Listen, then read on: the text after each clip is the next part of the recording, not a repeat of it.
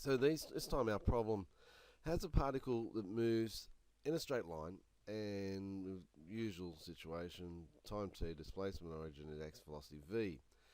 And t is equal to 0, x is equal to 0, we get v is equal to capital V. So initially at the origin, we've got that situation. And then we've got the particle slowing down at its a rate equal to kv cubed. So it's slowing down at kv cubed, which means we get our acceleration as that expression. What we want to do is get kx is equal to 1 on v minus 1 on capital V.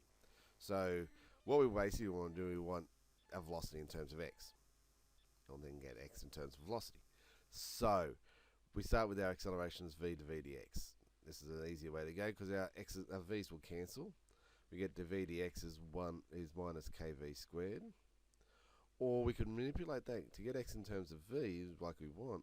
We get dx dv is minus 1 on kv squared, which we integrate gives us 1 on kv. So the x is equal to 1 on kv plus our constant. That wasn't too hard a manipulation. That was rather nice. We know when x is equal to 0, velocity is equal to capital V. So we sub those in, and we get our constants minus 1 on k times capital V, which gives us x equal to 1 on kv minus 1 on k capital V, which then we multiply by k by every term, gives us our expression that we required. So that was not too bad manipulation. Again, a good starting point is in order. So be wary of what we can do to start off with. This time we've got our usual situation, but the time is initially at the origin and velocity is 1. So we want and we also got the particle experience a retardation of magnitude e to the v. So what does that mean? Acceleration is minus e to the v. It's the force is retarding the position of the particle by a magnitude of e to the power of v. And we want to find the distance travelled by the particle and come into rest. So what have we got to do? We'll start again with e times the v dx, which if we do that we can manipulate, we get our expression as dx equal to minus v e to the minus v. So we've divided by that one, taken the dx across. Now to integrate this one, well, that becomes x. Integrate this side requires integration by parts. So this is where extension 2 techniques come in. We integrate, we get v e to the minus v and integral of e to the minus v, which gives us e to the plus e to the minus v.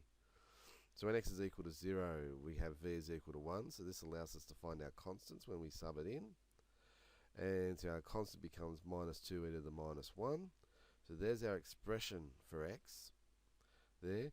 And we want to find the distance travelled by the particle and come into rest. Well, when v is equal to 0, we get x being equal to 1 minus e to the 2e, 2 on e unit. So that's where it travels, because it started from the origin, and 1, where it comes to rest, must be at that point. Now last question here, we've got the particle moving is again, this time at initially x is at 1 and it's also at rest. So, and the force acting is magnitude m times kx squared. So k is a positive constant in a direction away from 0. So the v cannot exceed square root of 2k. So if that's the case, well, we get mass times acceleration is equal to the mass times that equal to that force there. We'll cancel our m's. And so the acceleration is just k on x squared. So again, we're going to go with v to v dx because we want our v and x to be related. So we get our v to v dx and we get v to v minus k on x squared dx. So again, we could have started with d dx of a half v squared. That would have been fine too.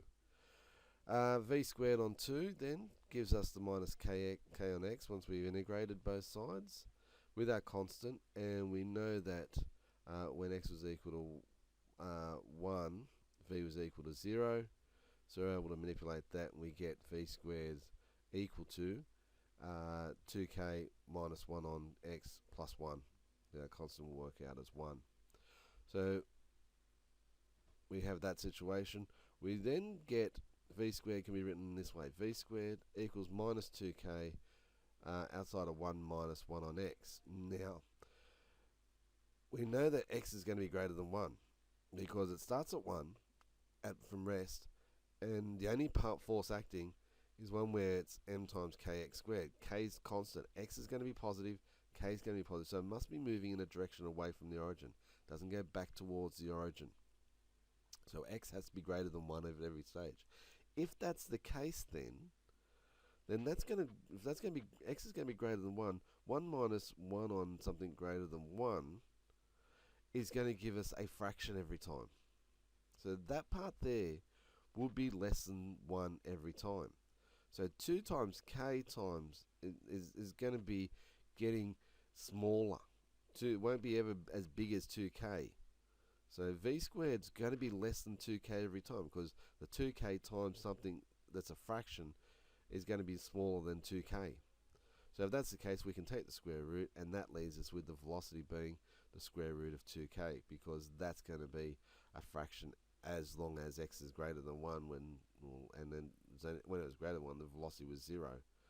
So we get that situation. So that was a little bit of manipulation that needed to go on. Nice little manipulation. So have a look and be sure about how we start, get our constants, and then get our required results.